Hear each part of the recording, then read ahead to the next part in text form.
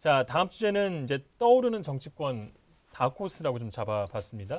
이제 주목할 만한 인물이 여권에서는 이제 정세균 총리고 야권에서는 유승민 전 의원 얘기를 좀 해볼까 하는데요. 정세균 총리는 이제 윤석열 총장과 또 이제 추미애 법무장관을 좀 비판을 했고 또 시도간 뭐 행정통합 등 현안에 대해서 좀 목소리를 지금 내고 있습니다. 정 총리가 좀 존재감을 키우는 거 아니냐 그런 이제 평가가 나오고 있는데 어떻게 보십니까? 이분은 지지율이 높지는 않으나 저공비행을 예. 하면서 계속 대권 주자 반열에는 한 20년 올랐던 분이거든요. 그게 이제 어떻게 보면 장점이자 단점이죠. 민주당에서는 이분만큼 정책에 대해서 다양하게 경험하고 또 알고 있는 분도 사실 그렇게 많지는 않거든요.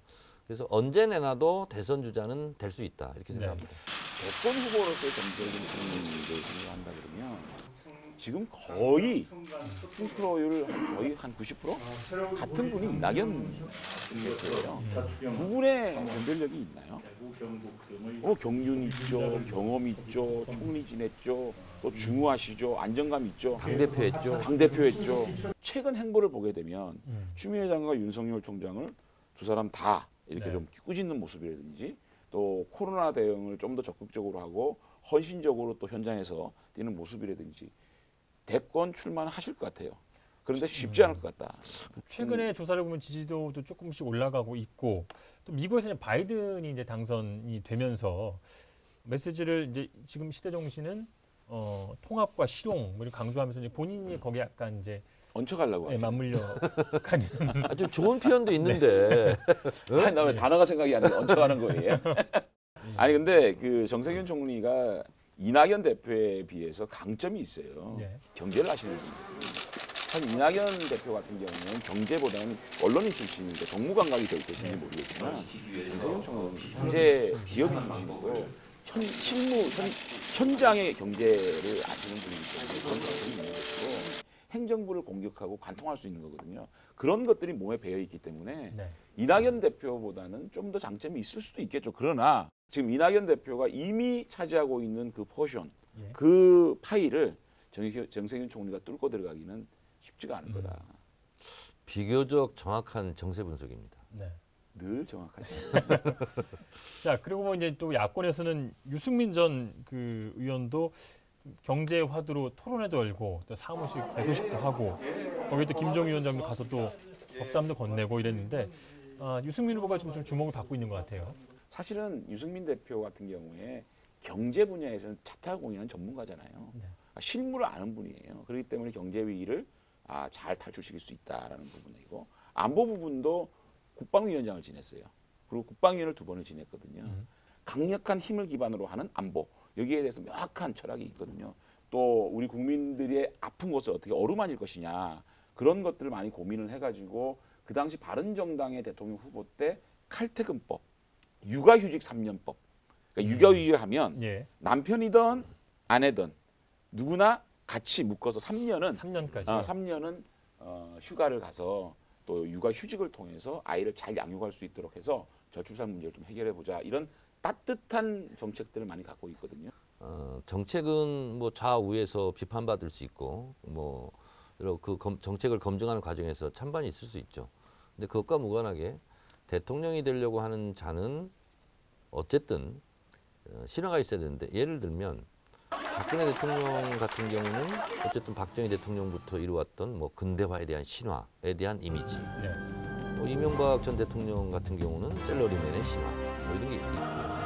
예를 들면 김대중 대통령도 뭐 인권과 평화, 통일, 민주화 투쟁 이런 신화가 있지 않습니까? 노무현 대통령 기업감정 가고자는 바보 노무현의 이런 신화 이런 게 있지 않습니까? 그런데 유승민 의원은 몇 번의 기회를 잃었어요.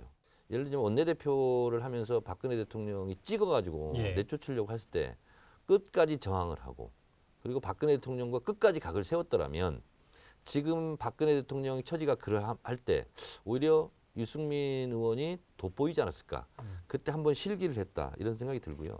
이해가 안 되는 조금만 더 설명해 보실래요? 네. 결국은 각을 세워가지고 공천도 못 받고 쫓겨났다가 들어왔잖아요. 그러니까 광야에서 이슬 맞아가면서 좀 더 국민들에게 다른 모습 그런 모습을 보였더라면 지금의 본인의 처지는 굉장히 좋았을 겁니다.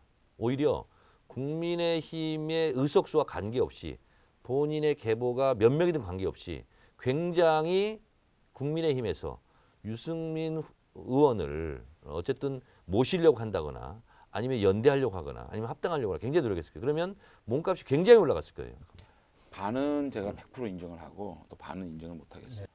유승민 대표가 그냥 아무런 이미지만 가지고 그런 그 지금의 위치에 있는 건 아니거든요. 굉장히 정책을 대하는 그 가슴이 따뜻한데도 불구하고 정직해요. 이를테면 증세 없는 복지는 허구다. 증세를 집권 여당에서 얘기를 했거든요. 가진 자가 더 증세를 많은 한다는 세금을 건 낸다는 표를 원칙 그냥 버리자는 위에 얘기인데 세금을 복지를 하기 위해서는 얼마나 어떻게 증세를 할 어떤 것인가에 대한 세금을 고민 얼마나 없이는 더 거둘지 거짓말이라는 얘기를 단계적인 증세 솔직하게 할 수 있는 방안을 용기 있는 고민하고 저는 합의를 인물이라고 해야 생각을 합니다. 해요. 김종인 위원장이 이제 당내 대권주자 3명을 뭐 구체적으로 거론도 했고 그 중에 한 분이기도 했고요. 그 유승민 의원이 당내에서 이제 박근혜 대통령 시절에 각을 세웠기 때문에 이제 박근혜 TK 정서의 좀 구원이 있지 않습니까?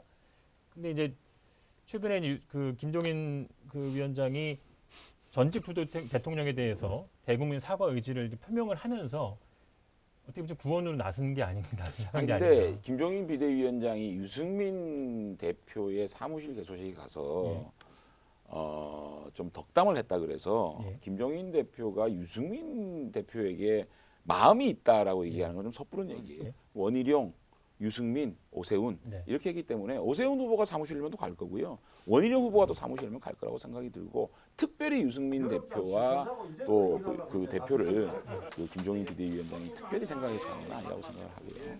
그 김종인 위원장과 16일 오후에 이제 만난 예. 걸 알고 있는데요. 뭐 어떤 얘기 혹시 오갔는지. 저는 제 얘기했고요. 예. 비대위원장에서 다 비대위원장은 비대위원장들 자신의 얘기를 교감은 하셨고 좀 안 이루어졌어요. 예, 전혀 없었고요. 제 주장했고 그럴 줄 알았어요. 비대위원장은 비대위원장 말씀하시고 예. 예. 앞으로 벌어질 일은 아무도 예측을 못하는데 예를 들어서 부산시장 하나를 국민의힘이 건졌다. 예.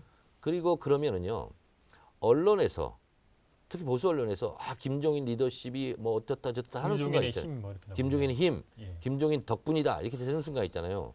김종인에 대한 기대치가 높아져요. 그랬을 경우에는 상당히 스텝이 꼬이는 거예요. 저는 4월 7일 이후에 페이드 아웃되듯이 조용히 장막 속으로 들어간다. 저는 그런 경우는 없을 거다. 내기할래요? 예. 뭐 내기할래요? 두고 보세요. 뭐 계속 방송은 계속 되니까요. 만약에 계속 제 예언이 틀리면 우리 이경재 앵커의 손에 장을 지지겠습니다. 제가 만약에 저는 4월 7일 날 임기를 마치시고 예. 이제는 새로운 전당대회가 만들어진다. 제 예측이 틀리면 예. 또 제가 정청래 의원의 손에 장을 지겠습니다.